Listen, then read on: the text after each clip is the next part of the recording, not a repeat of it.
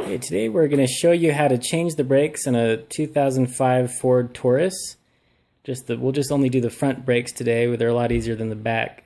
Anyway, we already changed the brakes on the right side of the car. We're now going to do the left driver's side of the car. And so before you start, we got to loosen the lug nuts off the tire here.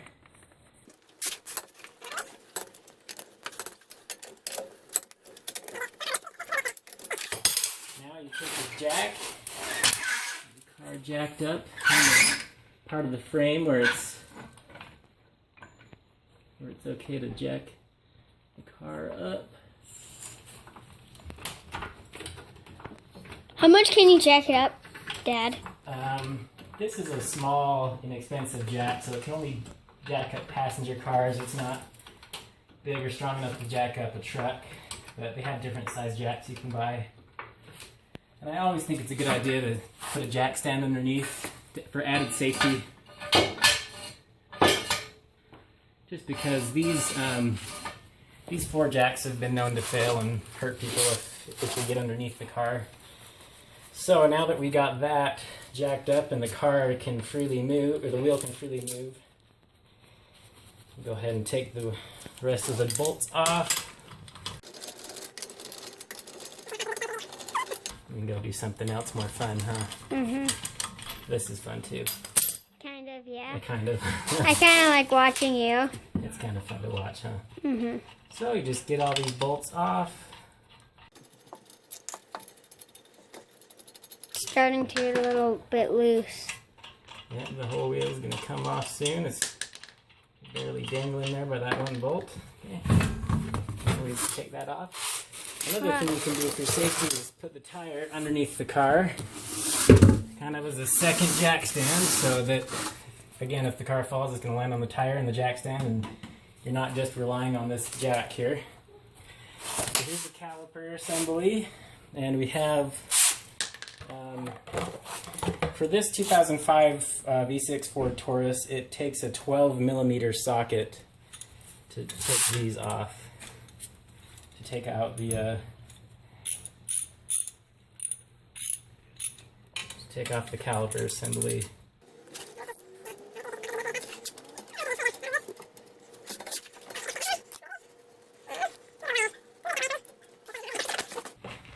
So there's the wheel. Yeah, very good. Bolts. Here's the I forget what that's called now, the rotor. I think that's the rotor. Yep, it is. You told me earlier what it was. Yeah. And sometimes if the rotor looks like there's divots or cracks, or if it's warped, sometimes you need to replace the rotor so that it doesn't wear out your brake pads too early. And also, if you have a bad rotor, it can make your brakes really squeaky. So anyway, get that. Oh yeah, I need my screwdriver to pry that caliper assembly off. So the caliper assembly is under a lot of pressure on the brake fluid. This is the brake fluid line right here. Can you see where I'm pointing? So the brake fluid line right there puts a lot of pressure on the caliper, so sometimes you have to take a screwdriver and just kind of pry it off. Pry that off. But while you're prying it off, you don't want to let it fall, because if you let it fall, then it's just going to be hanging from the brake fluid hose. So you don't want to let this fall, because this brake fluid hose, you don't want that to come off from the caliper assembly, because that could damage the brake fluid line, and then you'd have a bigger problem to deal with. So that's why I have this little wire here that just kind of holds that caliper assembly out of the way. So here's the old brake pads.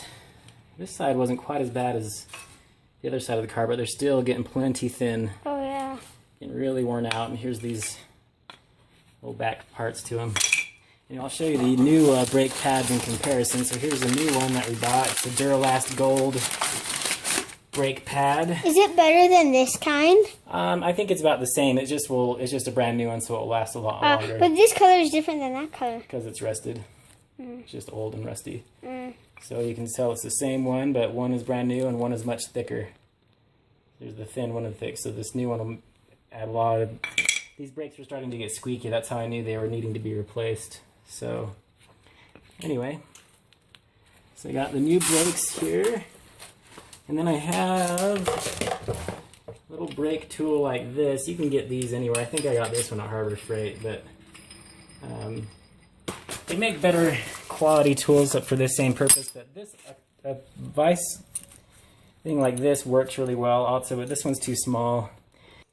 Since this one's too small, we'll use this other brake tool that's kind of annoying, but we'll make it work. So anyway, we put that into So why do you have to have that there?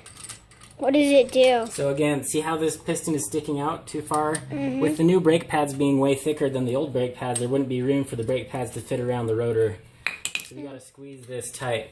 Another good tip is to, while you're doing this, is open the lid for your brake fluid. So let me show you where that is. Come stand up and let me show you. The lid for the brake fluid. You see up in there? So this is the brake fluid cap right here, and there's here, can you shine it down there? There's the lid. There's the brake fluid container down there. And so I have the cap open, and I still leave the lid on so nothing gets down in there, but you just open the lid so there's no pressure. So when you push that caliper piston in, it allows the brake fluid level to rise without putting too much pressure against it. So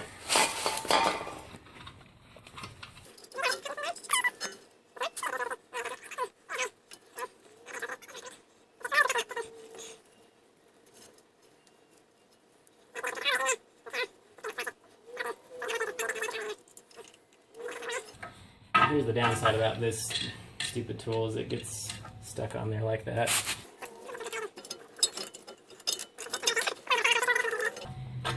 There we go. It'll do the job though. How is there better ones than that? They're just higher quality ones. This one gets stuck up in there and this end part's kind of bent up, but it worked fine. It did the job. See, it got it compressed. Now that that's ready to go, I'm just going to spray things down with some brake cleaner.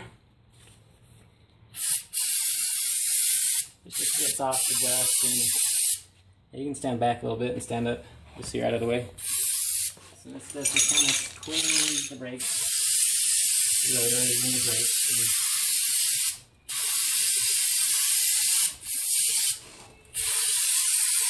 Show them what the stuff is. What? Show them what the stuff is.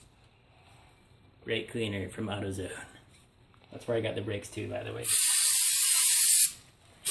And really, if you do this yourself, you save a lot of money because the brake pads were only $30 and the brake fluid cleaner and all this was another $2. So you're only spending $35 or $40, whereas if you went to a shop to do it, you'd have to pay them like $100 or $200.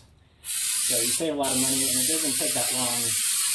I've only been working on this. It took me about, I don't know, an hour to do the other side. So it might take you 2 hours. That's including the trip to the auto parts store, which is just 10 minutes away.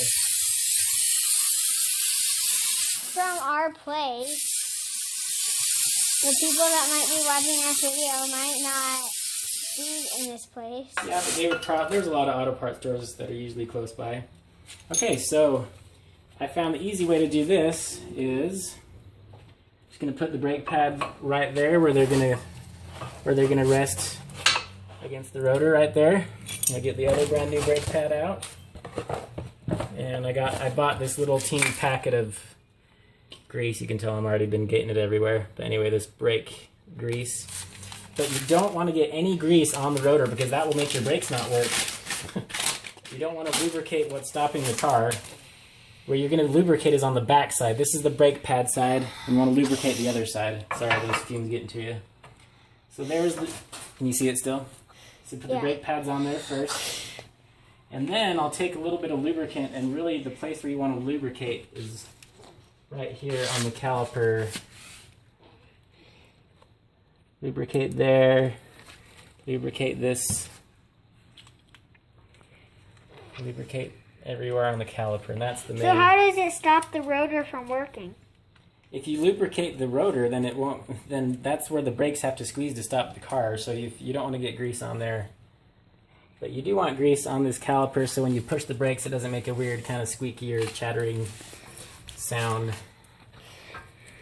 So this makes it just kind of a more professional job if you get a little bit of lubricant on the caliper and piston assembly here, and just be careful not to get it on the brake pads, on the front side of the brake pads or on the rotor. But everywhere up here is a good place to have a little bit of lubricant. And also on the back of the brake pads. Yeah, and this is special lubricant that's specifically made for high heat things. Like brakes get really hot when they're operating, so this lubricant that you buy in these little packets is designed for high heat applications like this. So anyway, that's probably good. You don't need to go crazy about the lubricant. That's probably adequate. Okay. So we'll get off our little temporary hook there. And then you carefully fit this around the old brakes. And then these little bolt holders are on little springs, and so you gotta push those All I'm in. seeing is your hair right now. Sorry, we wouldn't move out of the way. There you go. So now I gotta unsee these little bolts, and then you get the bolt thing back on. Mm-hmm. Put the bolts back on.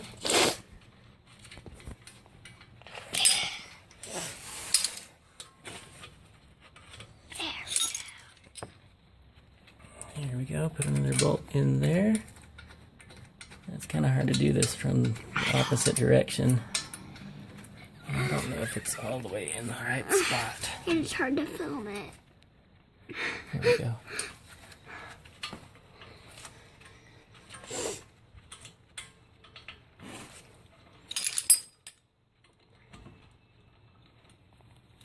Switch this around so we can tighten it.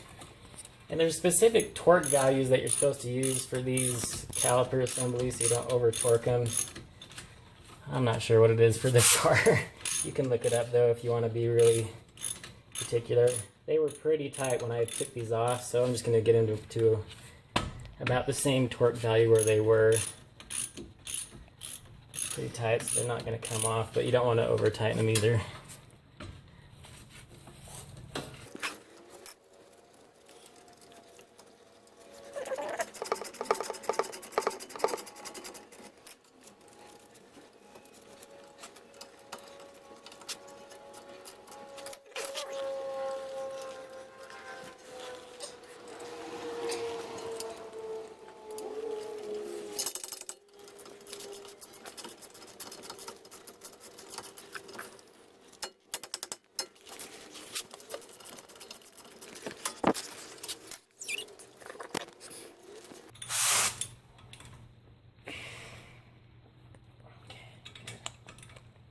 Yep, those are nice and tight. Alright, so that's it. We got the brakes on. Now we just got to get the tire back in place.